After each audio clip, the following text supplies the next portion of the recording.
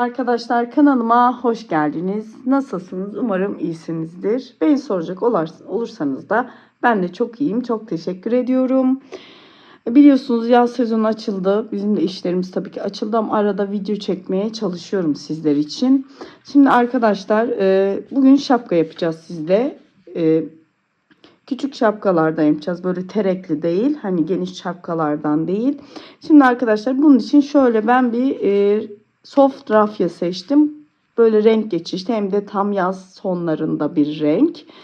Şimdi arkadaşlar bu her markada var. Soft rafya diye geçiyor. Oldukça yumuşak bir rafya ve renkleri çok hoşuma gittiği için bundan bakın yaz için uygun bir şapka olacağını düşündüm. 3,5 milim tığım var. Şurada bir söyleyemedim. İlmek ayrıcı bir kancam var diyeyim. Arkadaşlar tarifime başlamadan önce küçük de bir ricam var.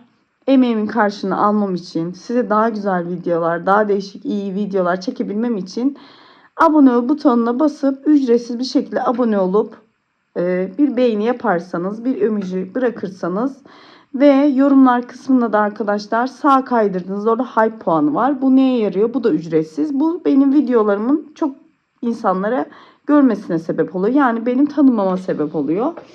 Bu puanı da benim için verirseniz çok mutlu olurum. Şimdi arkadaşlar bakın. Şimdi rafya ip bu şekilde.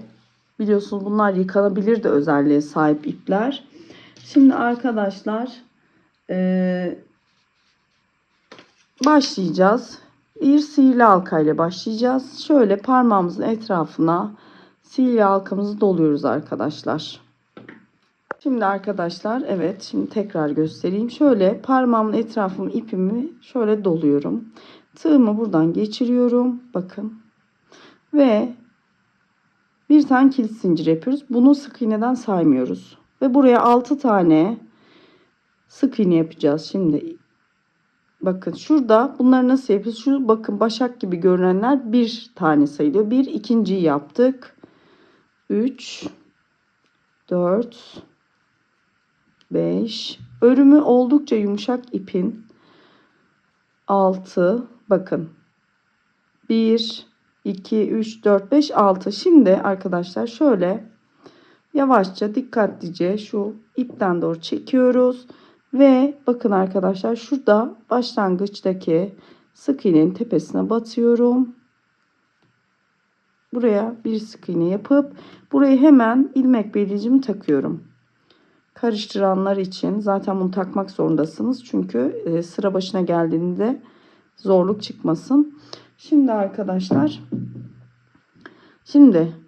her bir sık iğnenin içine batıp ikişer kez sık iğne yapacağız. Yani burada yaptığımız 6 adet sık iğneyi 12'yi çıkaracağız. Şimdi bir kere battık ya buraya ilmek belircimizi taktık. Şimdi bir kere daha batacağız arkadaşlar aynı noktaya. 2. Şimdi yanındakine de 1 aynı noktaya bir kere daha 2. Şimdi yanındakine de arkadaşlar bir kere daha 2. Yani 6 adet olan sık iğnelerimiz bu sırada 12'ye çıkacak arkadaşlar. Karıştırırsanız sayın. Şimdi ben bu zaten yuvarlak tabanı daha önceden çantalarımda da çalıştım anlattım. Burada da kısaca anlatayım. Şapkamızın tabanı yuvarlak olacak. Bakın şimdi arkadaşlar sayalım. 1, 2, 3, 4, 5, 6, 7, 8, 9, 10, 11 ve şu ilmek belircinin olduğu yerle birlikte 12 adet. Şimdi bunu buradan çıkarıyoruz arkadaşlar. Şimdi bir tek bir çift yapacağız. Önce tekimizi yapıyoruz. Hemen şuraya ilmek belircimizi hemen takıyoruz ki sıramız kaybolmasın. Şimdi çift yapıyoruz.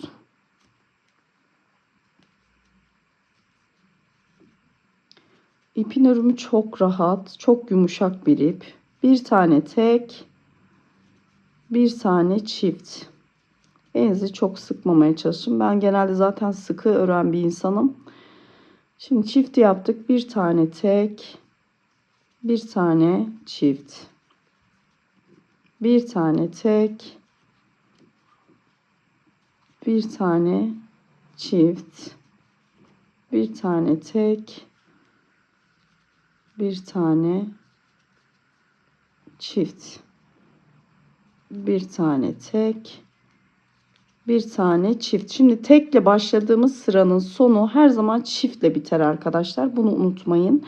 Şimdi 2 tek bir çift yapacağız. Yalnız buraya 2 tek yaparsak, 2 tekle başlarsak buradaki çiftin üzerine çift gelecek ve bu sefer arkadaşlar yuvarlak taban değil, çiftler çiftin üstüne geldiği için şöyle üçgenimsi bir taban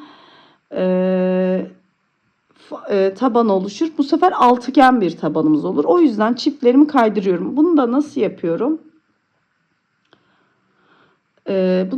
yapıyorum? Şimdi sadece çiftlerde özel olarak bu kaydırmayı yapıyorum. Yani 2 tek bir çift, 4 tek bir çift, 6 tek bir çift. Yani çiftten kastım bu.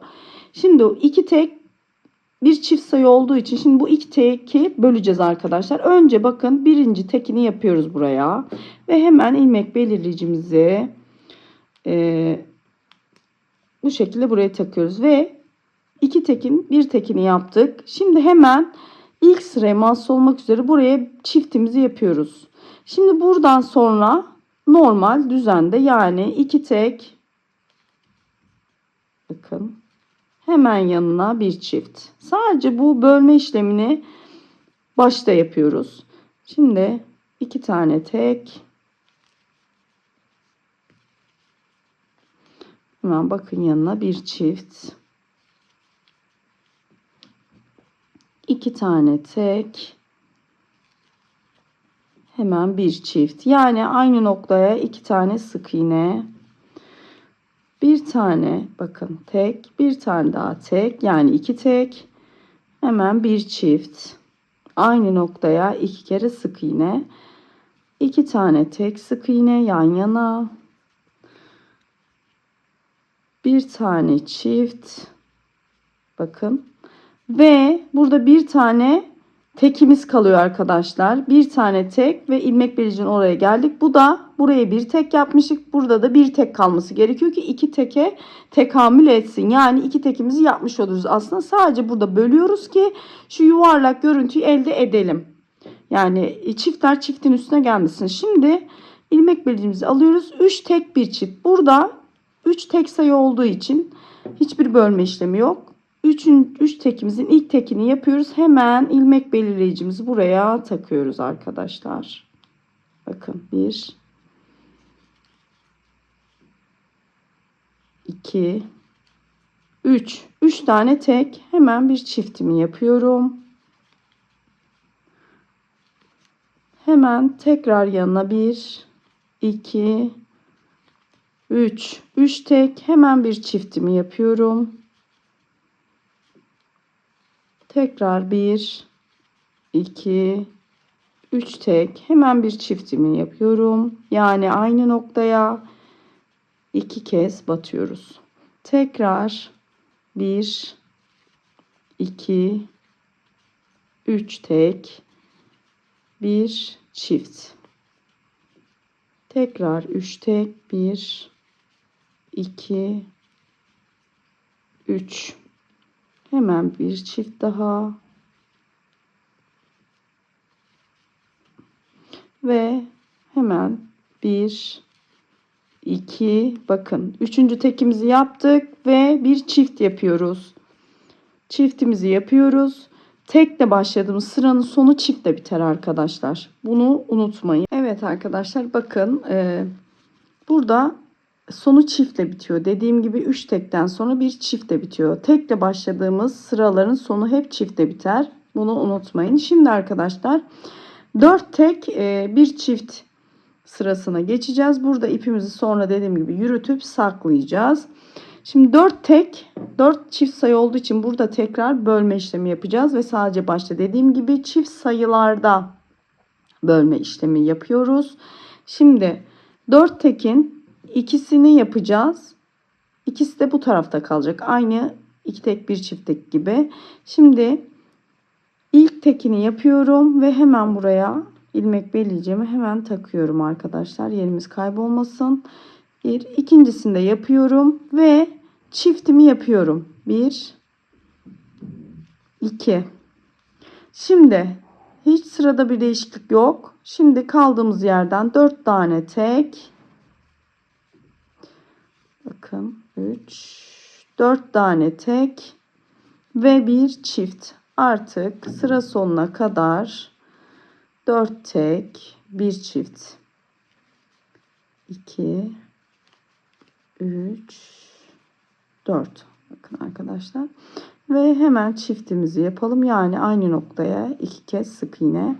Şimdi tekrar 1 2 3 4 tek ve bir çift. Bakın. Tekrar 1 2 3 4 tek, bakın bir çift.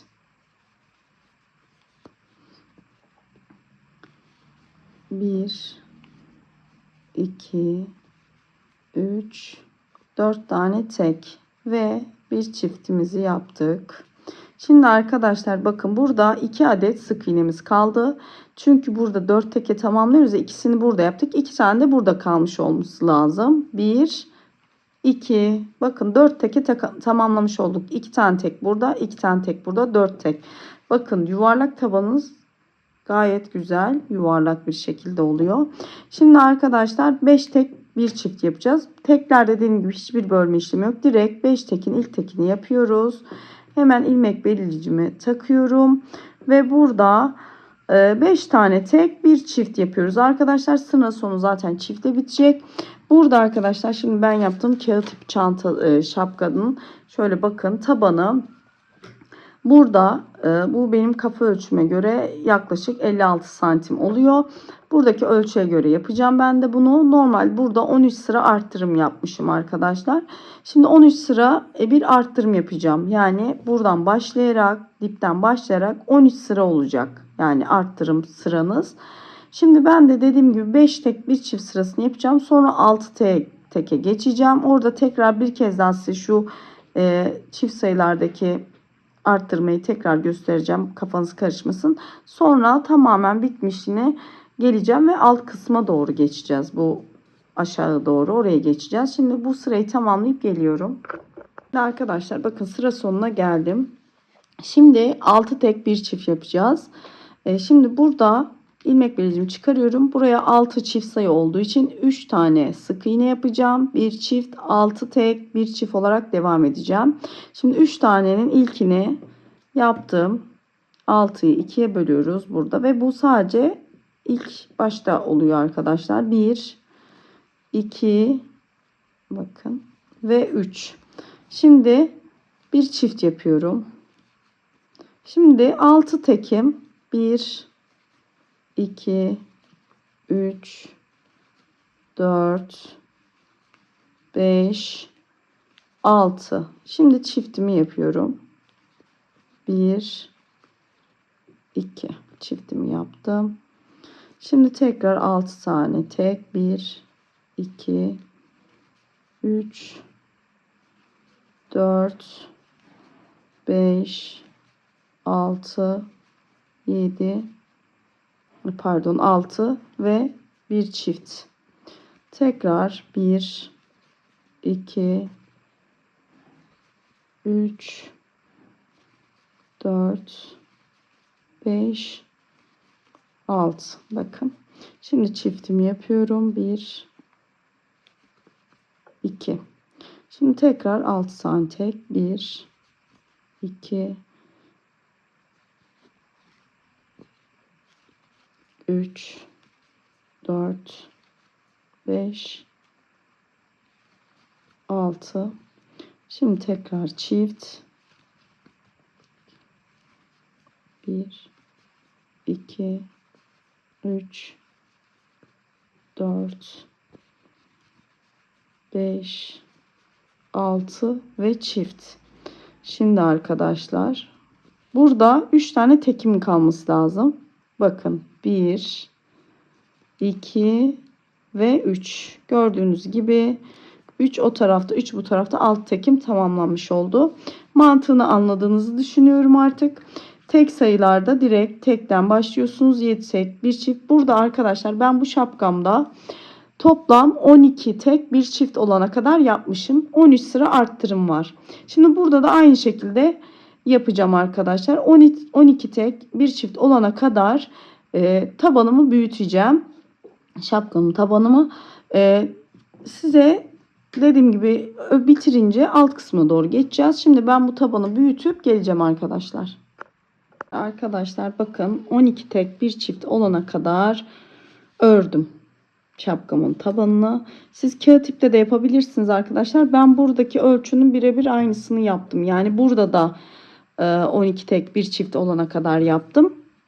Bu ipimle de aynı şekilde yaptım. Şimdi ölçü vereceğim ama herkesin kendi kafa genişliği, büyüklüğü farklıdır arkadaşlar. Şimdi 16, hatta şöyle diyeyim, 16 santim bir genişliği var. Tabi bu ipten ipe değişir ama burada da benim 16 santim. Şimdi kağıt ipte tabanı ben ütüledim arkadaşlar. Bu zaten yumuşak bir ip olduğu için bunu da ütüleyebilirsiniz ama ben gerek duymadım. Ütülü gibi duruyor çünkü şu anda, ama kağıt ipi mutlaka ütüleyin. Şimdi arkadaşlar şu ilmek belirleyeceğim burada. Şimdi 7-8 sıra şuradaki bakın düz sık iğne yapacağız ve hiç arttırım yok. Direkt aşağı 7 sıra ya da 8 sıra, size kalmış, böyle ipinizin kalınlığı da alakalı olabilir. 7 ya da 8 sıra şöyle bir sık iğne yapacağız. Düz sık iğne. Şimdi onu yapacağım. Ondan sonra şurada arada bir desen kısmımız var. Oraya geçeceğim. Şimdi arkadaşlar ilmek belirleyicimi şöyle alıyorum. Bakın şuradan gene bunu buraya takacağım arkadaşlar. Şöyle orta kısmına doğru takacağım ki burası hani bizim başlangıç noktamız olduğu belli olsun. Şimdi arkadaşlar düz sık iğne yapıyoruz. Dediğim gibi bakın şöyle normal sık iğnelerimizi çok da elimizi sıkmadan, şöyle hiç arttırım olmadan 8 sıra şöyle dönerek sık iğne sırası yapacağız arkadaşlar. Sonra desen kısmına geçeceğim. Şimdi arkadaşlar bakın burada toplamda 8 sıra sık iğnemi yaptım. Şimdi arkadaşlar şu arada desen var. Bunu hasır model diye geçiyor. Onu da şu şekilde yapıyoruz arkadaşlar. Bakın şimdi direkt normal devam edeceğiz. Bir tanesini bakın arkadaşlar, önde gelen bunun bakın bir alt sırasına batıyoruz. İpimizi çıkarıyoruz. Şu şekilde ve yandaki sık iğneyi normal sık iğne yapıyoruz. Onun yanına bu sık iğnenin hemen dibindeki noktadan batıyoruz. İpimizi yukarı çıkarıyoruz. Yukarı. Tekrar bakın yanındakine normal sık iğne. Şöyle göstereyim, yakınlaşayım.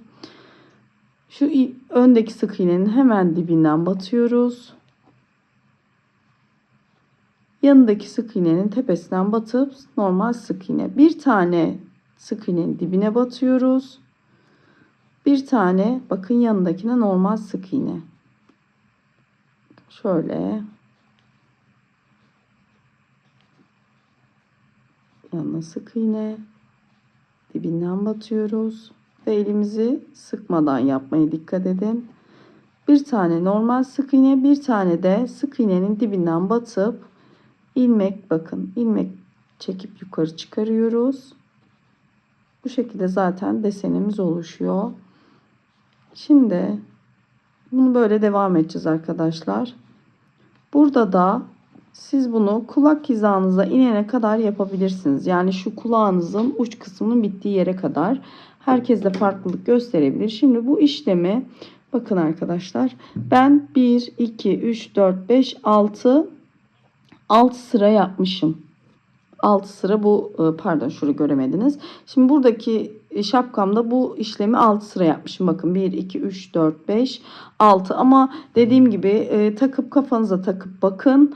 İstediğiniz mesela kulak tam böyle kulağınızın uç noktasındaki yere kadar bunu getirin arkadaşlar. Dediğim gibi herkesin kafa ölçüsü farklı. Şimdi tekrar aynı şekilde bakın gösteriyorum. Bir tane normal sık iğne, bir tane önüne gelen sık iğnenin dibinden, yanındaki sık iğnenin tepesinden normal sık iğne. Diğer yanına bakın, bu sık iğnemiz burası tepesi. Biz hemen şöyle altına yapıyoruz. Tığımızı gevşek bırakıyoruz ve bu şekilde arkadaşlar bakın şöyle 6 sıra bu işlemden yapacağım. Dediğim gibi ben de bunu kafama takarak ilerletiyorum. Siz de o şekilde yapın şapkalarınızı. Kağıt ip ve zaten bu ipler esniyor arkadaşlar. Merak etmeyin, 1-2 santime kadar zaten esner. Dediğim gibi bitince de şöyle ölçümünü de zaten size vereceğim. Ama dediğim gibi çok sert bir ip değil, çok yumuşak bir ip, esnediği için de rahatlıkla kafanıza olacağını düşünüyorum. Şimdi arkadaşlar ben böyle örmeye devam edeceğim. Dediğim gibi 6 sıra bu örnekten koyacağım arkadaşlar. Kendim de ölçeceğim. Sonra bu şu terek kısmına geçeceğiz şapkanın arkadaşlar. Şimdi ben öreyim. Tekrar görüşürüz. Şimdi arkadaşlar şu birleşim yerinde size göstereyim. Şimdi bakın arkadaşlar, sıra sonuna geldim. Hatta şöyle yapayım. Şimdi sıra sonuna geldim. Bir tane daha yapıyorum. Bakın. Şimdi artık burada kısa olan kısımları uzun yapacağız. Uzun olanların tepesine kısa batacağız. Yani normal sık iğne. Şimdi arkadaşlar bakın. Şimdi buraya ben bir tane uzun yaptım. Şimdi buraya kısa yaparsam buraya uzun yapmam gerekecek. Olmayacak. Sıra sonu denk gelmeyebilir. Onu şu şekilde ayarlıyoruz. Bakın uzun yaptık. Tekrar buraya bir bakın kısa yapıyorum. Ve aynı noktanın dibine de bir tane uzun batıyorum ki bu dengeyi sağlamak adına bir eksik bir fazla bunu ayarlayabilirsiniz. Şimdi bakın burası uzun. Uzunun tepesine batıp kısa sık iğne. Bakın kısaya geldim. Kısanın dibine batıp uzun sık iğne yapıyoruz. Bu şekilde örneğimiz böyle kaymış aşağılı yukarılı görünüyor. Bakın şimdi tekrar uzunun tepesine kısa sık iğne yaptım. Şimdi kısaya geldim. Kısanın aynı dibine batıyorum. Şöyle uzun sık iğne. Tekrar bakın uzun tepesine geldim. Buraya kısa sık iğne. Sonra bakın kısanın dibine batıyorum. Buraya uzun sık iğne yapıyorum. Burada yerleri değişmiş oluyor ve güzel bir görüntü ortaya çıkmış oluyor. Bakın tekrar uzunun tepesine kısa olan sık iğnenin dibine batıyorum. Uzun sık iğne yapıyorum. Tekrar bak uzuna geldim. Bakın uzuna geldim, tepesine normal kısa sık iğne. Kısanın dibine batıyorum. Uzun sık iğne. Bu şekilde arkadaşlar böyle her sırada bakın şöyle her sırada bakın yerleri değişmiş olacak. Şimdi şuradaki ilmek belirleyicimde şurada bakın şuraya alacağım. Burası başlangıç yerim. Gene aynı şekilde şuraya şöyle tutturuyorum ki hani karışıklık olmasın. Aynı yere yukarı çıkardım. Bakın şurada. Şimdi aynı şekilde kısaların dibine batıp uzunların tepesine batıp kısa sık iğne yapıyoruz. Burada yine aynı şekilde burada düzeltmeyi yaptığımız için dediğim gibi fazlaydı yaz. Burada dengeledik. Böyle döne döne aynı şekilde devam edeceğiz arkadaşlar. Hiçbir değişiklik yok. Dediğim gibi 6 sıra bu örnekten yapıp artık terek kısmına geçeceğiz. Evet arkadaşlar bakın burada ben 6 sıra demiştim ama 6 sıradan fazla yaptım. 8 sıra yaptım buradaki modelleri. Çünkü şimdi burada kağıt ipte yapacaksanız 6 sıra yapabilirsiniz.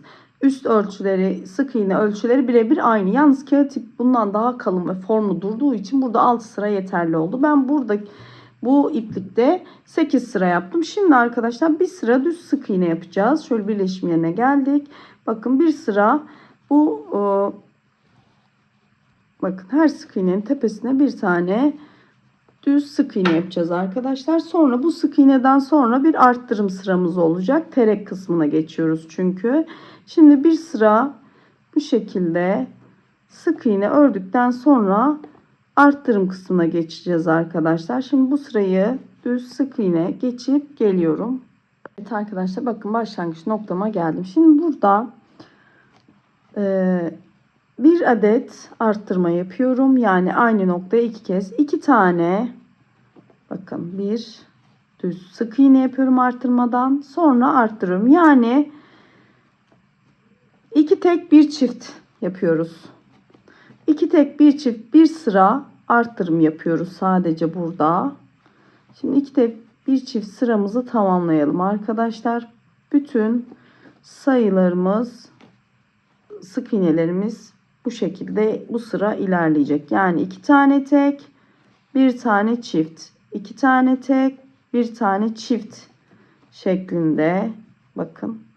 Şimdi bu sırayı da tamamlayacağız. Zaten birleşim noktamız burası. Bakın buraya kadar tamamlayacağız. Ondan sonra bakın şurada hiç arttırım yapmadan 1, 2, 3, 4, 5, 6 bakalım. 6 sıra sık iğnemiz var ama dediğim gibi bu ipten ipe de değişebilir. Kağıt ipte 6 sıra yapmışım. Bunda da yaptığım sırayı size söyleyeceğim. Yani siz bunu kendiniz istediğiniz kadar da uzatabilirsiniz. Ondan sonra zaten şu bakın desen kısmı var. Oraya geçeceğiz. Dediğim gibi şimdi bu sırayı 2 tek bir çift olacak şekilde bütün sıramızı dönüyoruz. Sonra birleşim noktasında yukarı geçip düz sık iğne yapacağız 6 sıra. En az 6 sıra diyeyim. Arkadaşlar bakın birleşim noktasına geldim. Şimdi burada normal düz sık iğne yapacağız arkadaşlar. Burayı da en az 6 sıra sık iğne yapacağım. Dediğim gibi artma olursa bu sayıda ona göre size bilgilendirme yapacağım. Ama en az 6 sıra düz, hiç arttırım yapmadan sık iğne yapıyoruz arkadaşlar. Sonra zaten eğer bir farklılık varsa buradakiyle size onu zaten açıklamasını yapacağım. Burada dediğim gibi hiçbir arttırma yok ama desenden dolayı şurası biraz böyle genişlemiş gibi görünüyor. Şu orta kısım. Zaten şapkanın formunu da bence bu desen veriyor. Şimdi bu 6 sıra sık iğnemi yapacağım. Dediğim gibi ölçeceğim, bakacağım. Eğer fazladan sık iğne yaptıysam zaten size sayısını vereceğim. Ama kağıt iple çalışıyorsanız 6 sıra sık iğne yapıyoruz arkadaşlar. Evet arkadaşlar bakın ben toplamda 6 sıra demiştim. 8 sıra arttırmadan sonra bakın şurada arttırmam var. Arttırmadan sonra 8 sıra düz sık iğne yaptım. Şimdi arkadaşlar eğer kağıt iple yani bu şekil bununla yapacaksanız 6 sıra yeterli. Ama dediğim gibi ip farklılığından dolayı bu ipte 8 sıra yaptım. Şimdi ağız kısmına da şu şekilde bakın 3 sıra bu hasır modelinden kuracağım şimdi. Başlangıç noktama geldim. Bakın. Yine aynı şekilde bakın böyle yapmıştık. Şimdi zaten düz sık iğnedeyiz. Şimdi bu yandakinin bir altından batıyoruz. Uzun sık iğne, yanına kısa sık iğne. Onun yanına uzun sık iğne. Bakın yanına kısa. Şöyle göstereyim. Onun yanındakine uzun. Onun yanındakine kısa. Onun yanındakine uzun. Kısa. Bu şekilde arkadaşlar. Aynı bu ortadaki işlem gibi hasır modelimizi kuruyoruz. Ve ben şimdilik dediğim gibi şöyle 3 tane 3 sıra yapmayı düşünüyorum. Yani şöyle 3 model sıra koymayı düşünüyorum. Duruma göre zaten bakacağım. Dediğim gibi şapkalarda kendinize göre yapacaksanız ölçerek yapmak her zaman daha mantıklı. Dediğim gibi ipin kalınlığı, ipin cinsine göre de bu oran değişir arkadaşlar. Dediğim gibi eğer kağıt ipten yapacaksanız buradaki sıra 6 sıra. Ama ben bu iple yaptım 8 sıra yaptım. Daha ince bir ip olduğu için buna göre daha kısa mesafe tuttuğu için 2 sıra daha ekledim. Ama aynı kurulum başlangıç ölçüleri aynı. Zaten belirttiğim gibi şurada biraz fazla sıra koydum. Bir de burada bu iple olduğu için ama kağıt iple aynı şekilde devam edebilirsiniz. Şimdi arkadaşlar ben bunu böyle 3 sıra yapacağım. Yine bu birleşim yerine de aynı şekilde üste geliyoruz. Kısa burada gösterdiğim gibi kısa olanlara uzun sık iğne, uzun olanların tepesine kısa sık iğne yapıp şunlardan 3 tane yapacağız. Yani 3 sıra yapıp sonra bitiş kısmına geçeceğiz. Evet arkadaşlar bakın burada 3 sıra demiştim. 4 tane yaptım. Dediğim gibi deneyerek takarak başıma da uzunluğunu hizalıyorum. Şimdi bakın 1, 2, 3, 4 şöyle yanlamasına zaten çıkıyor. Şimdi arkadaşlar bir sıra düz sık iğne yapacağız. Burada birleşim noktasına geldik. Bir sıra düz sık iğneden sonra kenar oyasını yapacağız ve şapkamız bitecek. Şimdi buraya kadar bir sıra sık iğne dönüp gelelim arkadaşlar.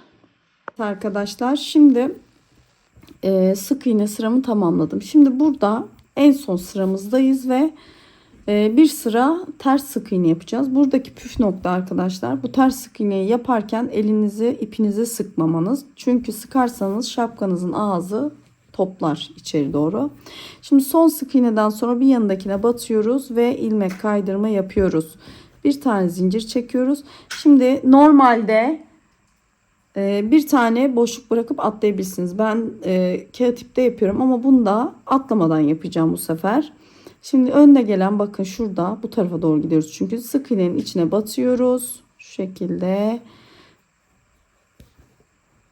ilmeğimizi alıp çekiyoruz. Çok sıkmıyoruz ipimizi, dikkat edin. Sonra öndeki sık iğneye elimizi gevşek tutuyoruz.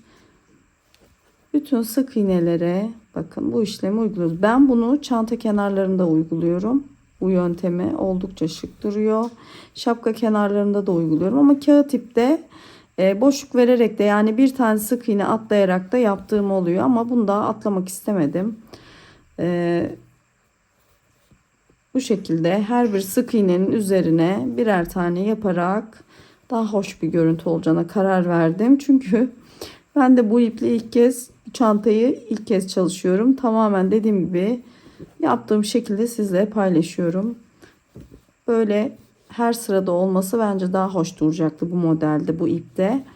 Şimdi her sıraya aynı işlemi yapıyoruz. Bakın, batıyoruz. İlmeğimizi arkadan alıp çıkarıyoruz ve içinden geçiriyoruz. Şimdi bu şekilde bütün sık iğnelerin tepesine aynı işlemi yapıyoruz. Şurada birleştirme kısmında görüşeceğiz arkadaşlar. Dediğim gibi elinizi sıkmadan yapın. Evet arkadaşlar, bakın sıra sonuna kadar geldim. Bütün kenarlarımı ters sık iğneyle döndüm. Şimdi burada bakın birleşimde isterseniz tığla da yapabilirsiniz, iğneyle de. Şimdi sonuncuyu da şöyle bakın şu şekilde yapıyorum. Şimdi ipimi şuradan keseceğim.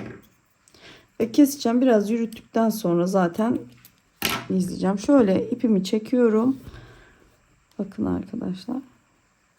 Şöyle iğneyle şu ilk baştakinin altından tığımı geçiriyorum. Bakın şöyle üstüne doğru sarıyorum.